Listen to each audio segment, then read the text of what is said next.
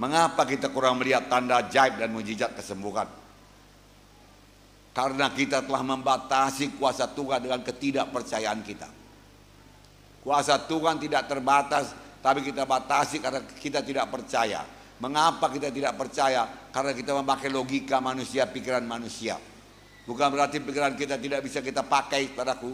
Pikiran kita boleh dipakai dan dikembangkan. Nah, saudaraku, tetapi segala pikiran yang bertentangan dengan firman Tuhan harus ditolak. Haleluya. Kuasa kesembuhan dari Tuhan sampai sekarang telah disediakan dengan berlimpah-limpah kepada kita. Sama sekali kuasa kesembuhan tersebut tidak berkurang dibandingkan dengan pada waktu Tuhan Yesus berada di dunia ini. Sama, bahkan sekarang lebih lagi. Kalau Tuhan Yesus berada di dunia ini dengan tubuhnya, dia hanya bisa berada di satu tempat. Tetapi sekarang ini firman Tuhan bisa berada di segala tempat. Amin, saudara. Tuhan merencanakan supaya setiap gereja menjadi pusat keselamatan jiwa-jiwa dan pusat kesembuhan jiwa-jiwa. Haleluya. Berarti jiwa-jiwa orang berdosa dengan kutuk dosa datang ke gereja pada hari Minggu, lalu dia berdamai dengan Tuhan dan menerima sebagai Tuhan dan Juru Selamatnya, maka dia pulang padaku dengan dosa yang sudah diampuni. Itu kehendak Tuhan. Karena dia sudah di sorga. Siapakah yang dipakai Tuhan sekarang sebagai alatnya? Hamba-hambanya. Sebelum Tuhan naik ke sorga, dia berkata kepada murid-muridnya, tunggulah di Yerusalem sampai kamu dilengkapi dengan kuasa dari Maha Tinggi. Tuhan mau melengkapi murid-muridnya dan kita semua dan gerejanya dengan kuasa dari Maha Tinggi. Dan Kisah 1 ayat 8 berkata, kamu akan beroleh kuasa apabila Roh Kudus turun kepada kamu. Kamu akan beroleh kuasa apabila Roh Kudus memenuhkan kamu, membaptiskan kamu. Beroleh kuasa. Kuasa untuk apa, saudaraku? Kuasa untuk mengusir setan dalam nama Yesus. Kuasa untuk meletakkan tangan atas orang sakit lalu orang itu sembuh. Sebab Tuhan mau pekerjaan-pekerjaan yang dia kerjakan akan kita kerjakan. Bahkan pekerjaan yang lebih besar daripada dikerjakan oleh Tuhan Yesus. Bagaimana jalannya? Dengan kuasa. Jadi saudara berkata, baptisan Roh Kudus adalah untuk memberi kuasa. Iya. Setiap anak Tuhan harus beroleh kuasa. Supaya dia jangan jadi permainan setan. Amin, saudara. Lalu setiap anak Tuhan menjadi saksi. Lalu setiap anak Tuhan meletakkan tangan seorang sakit, orang itu sembuh. Setiap anak Tuhan mengusir setan.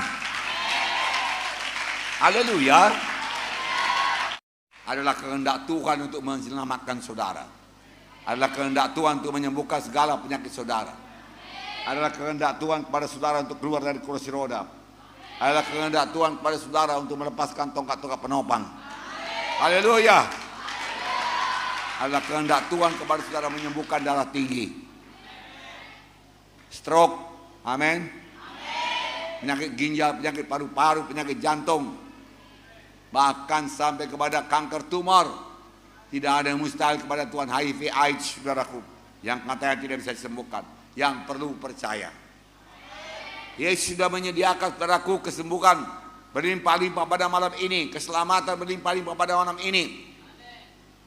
Saya percaya dia sudah hadir di sini, tapi janganlah seperti orang di Nazaret.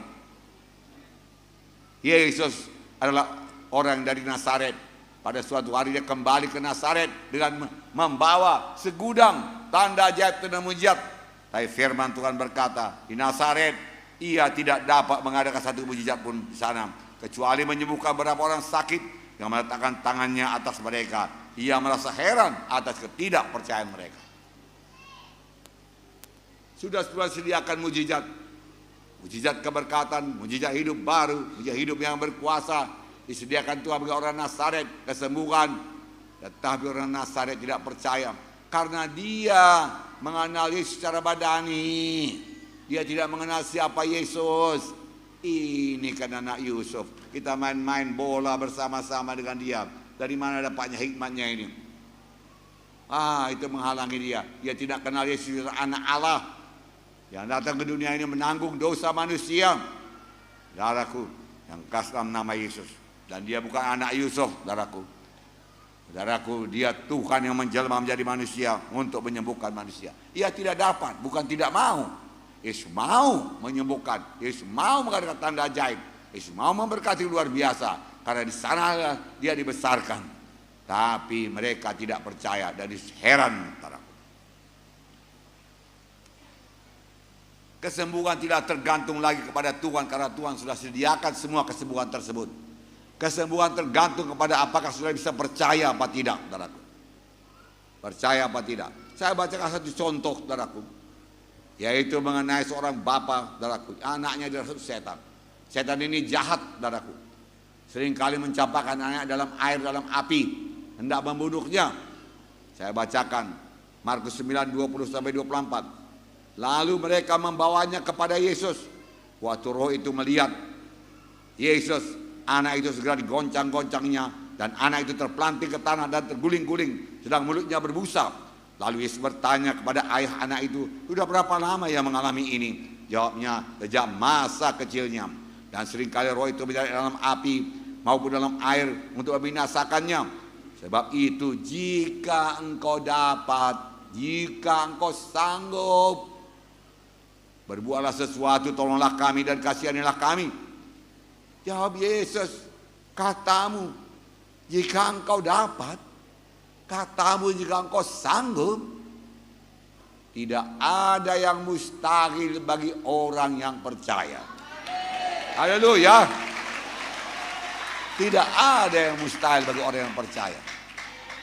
Segala perkara bisa jadi orang yang percaya. Saudara mau bebas dari kemiskinan, itu kehendak Tuhan. Saudara mau hidup baru yang sukacita, itu kehendak Tuhan. Saudara mau rumah tangga saudara yang sudah renggang atau sudah pisah, saudaraku, disatukan Tuhan kembali, berdoalah kepada Tuhan, tiada yang mustahil. Anak saudara terlibat narkoba, Tuhan bisa bebaskan. Tidak ada yang mustahil bagi orang yang percaya. Bagi orang yang percaya. Saudaraku, yang dia bimbangkan ini lain pula.